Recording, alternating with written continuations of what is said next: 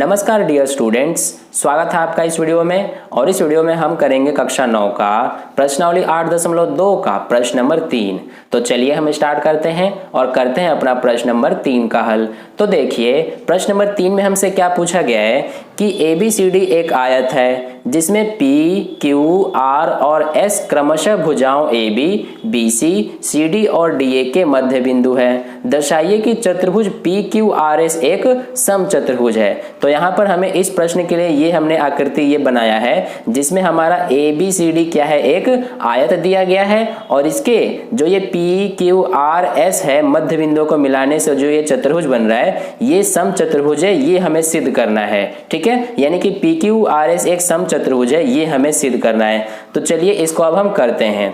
तो हम क्या करेंगे इसको सिद्ध करने के लिए कि सबसे पहले हम यहाँ पर रचना करेंगे। रचना क्या करेंगे कि जो ये ABCD आयत है इसके दो विकर्ण होते हैं, तो यहाँ पर हम दोनों विकर्णों की रचना करेंगे। एक तो ये A और C को मिलाने से हमारा विकर्ण बनेगा और दूसरा हमारा B और D को मिलाने से बनेगा। तो इस तरह से हमने ये कर दिया है। अब जो ये हमने रचना किया है इसको यहाँ पर हम लिख लेंगे, लेकिन सबसे पहले हम यहाँ पर लिखेंगे कि जो हमें प्रश्न में दिया क्या गया है वो। ठीक है, तो यहाँ पर हमें क्या दिया गया है कि जो ABCD है ये क्या है, एक आयत है। तो सबसे पहले हमें ये दिया गया है इसलिए हम ये लिख लेंगे।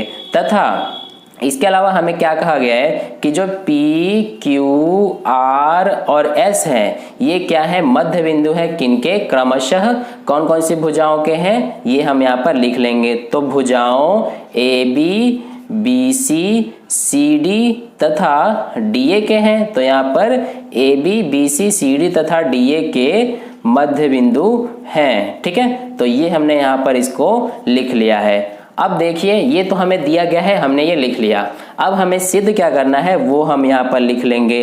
तो हमें इसमें सिद्ध करना है कि जो हमारा चतुर्भुज बन रहा है ये PQRS ये एक समचतुर्भुज है। तो ये हमें यहाँ पर सिद्ध करना है, इसलिए ये लिख लेंगे कि PQRS एक समचतुर्भुज है। ठीक है, तो इस तरह से ये हमें सिद्ध करना है और इसको हमने यहाँ पर लिख लिया है।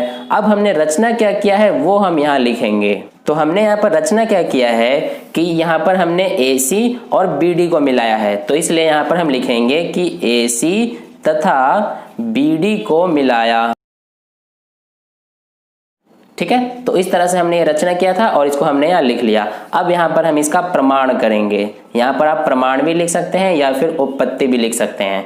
तो देखिए सबसे पहले हम यहाँ पर क्या करेंगे कि एक त्रिभुज लेंगे। त्रिभुज हमारा होगा इसमें ABD, ये वाला त्रिभुज लेंगे। इसको दूसरे पेन से मैं हाईलाइट कर रहा हूं ताकि आपको अच्छे से क्लियर समझ में आए। तो ये वाला त्रिभुज लेंगे ABD।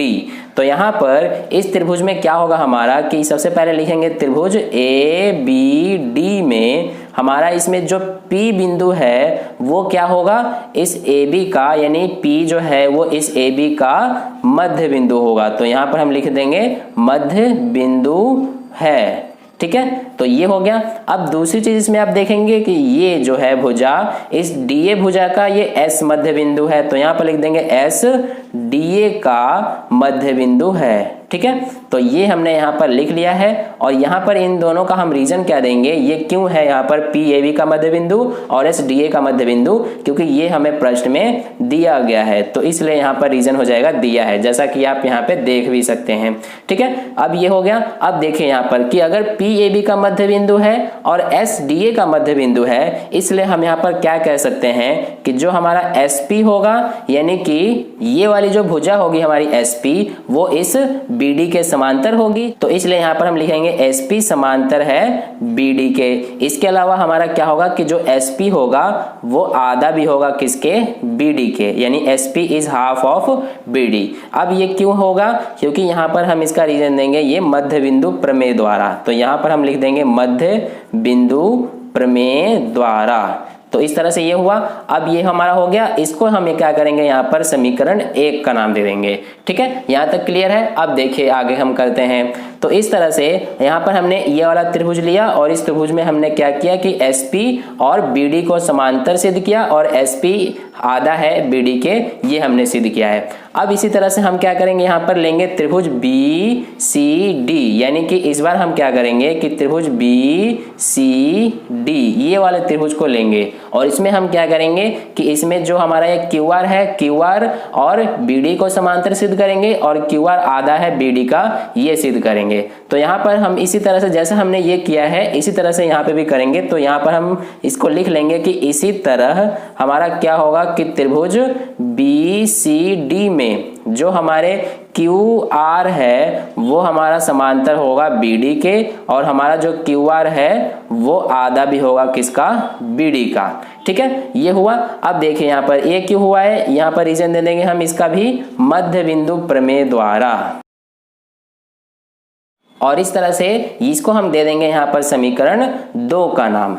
तो इस तरह से हमने ये समीकरण 2 का नाम दिया। अब देखिए यहाँ पर आगे करते हैं। तो इस तरह से हमने अभी तक 2 त्रिभुजों में ये इस तरह से किए हैं। अब हम यहाँ पर लेंगे तीसरा त्रिभुज। तीसरा त्रिभुज कौन सा लेंगे, त्रिभुज ABC। ध्यान दीजिए इस वाले त्रिभुज की हम बात कर रहे हैं, त्रिभुज ABC की। तो इसमें हम क्या करेंगे कि PQ और AC को समांतर सिद्ध करेंगे और PQ आधा है AC का, ये सिद्ध करेंगे। तो यहाँ पर हम लिख देंगे इसी तरह कौन सा त्रिभुज है हमारा, त्रिभुज ABC में ये हमारा इसमें क्या होगा कि जो ये PQ है ये हमारा क्या होगा, समांतर होगा किसके, AC के, और PQ हमारा आधा भी होगा किसका, AC का। ठीक है, तो इस तरह से ये है। अब इसका हम रीजन दे देंगे यहाँ से मध्य बिंदु प्रमेय द्वारा हुआ है ये।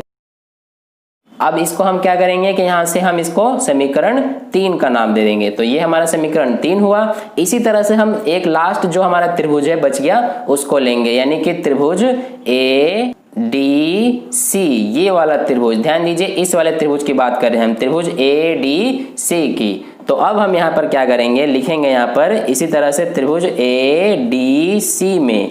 अब इसमें क्या होगा हमारा कि जो ये SR है वो समांतर हो जाएगा AC के और SR आधा सिद्ध हो जाएगा AC के। तो इसलिए यहाँ पर हम लिख देंगे कि SR समांतर है AC के और SR आधा है किसके, AC के।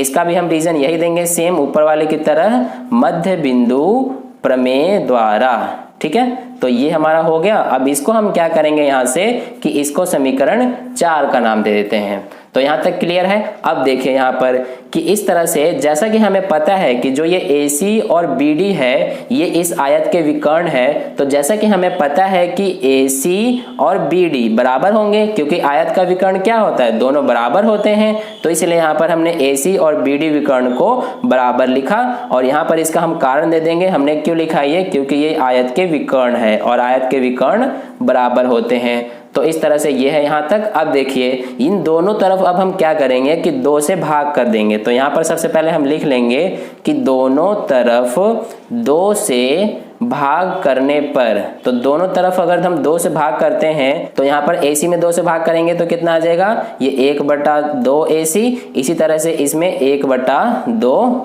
BD। ठीक है, ये हो गया। अब इसको हम क्या करेंगे यहाँ से समीकरण 5 का नाम दे देंगे। तो ये हमारा हो गया समीकरण 5। अब देखिए यहाँ पर ये हमारा था यहाँ पे समीकरण 1, ये हमारा है समीकरण 2, ये समीकरण 3, ये 4 और ये 5। तो इस तरह से यहाँ पर अब क्या होगा हमारा कि यहाँ पर हम लिखेंगे कि समीकरण 1, 2, 3, 4 व 5 से देखिए हमें क्या प्राप्त होगा कि यहाँ पर आप देख सकते हैं कि हमारा 1/2 AC, हमारा यहाँ पर 1/2 AC है। इसी तरह से यहाँ पर आप देख सकते हैं ये 1/2 AC ये किसके बराबर है, PQ के, इसलिए हमारा यहाँ पर ये हो जाएगा PQ।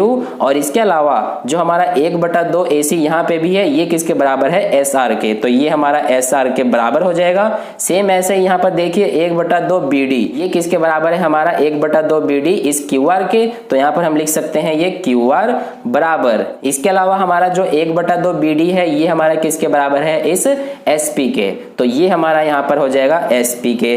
तो इस तरह से यहाँ पर आप देख सकते हैं कि PQ बराबर SR बराबर QR बराबर SP, इस तरह से हमारे ये चारों जो भुजाएं हैं ये बराबर सिद्ध हो गई। अब यहाँ पर बराबर सिद्ध हो गई, यहाँ पर हमें अब पैरेलल यानी कि समांतर सिद्ध करने की जरूरत नहीं है, क्योंकि अगर एक चतुर्भुज की चारों भुजाएं अगर आपस में बराबर हैं तो वो हमारा एक समचतुर्भुज होता है। तो इसलिए यहाँ पर हमने चारों भुजाओं को बराबर सिद्ध किया। अतः यहाँ से हम क्या कह सकते हैं कि जो हमारा PQRS है ये एक समचतुर्भुज सिद्ध हो जाता है। ठीक है, तो इस तरह से हमने ये प्रश्न नंबर 3 का यहाँ पे हल कंप्लीट किया।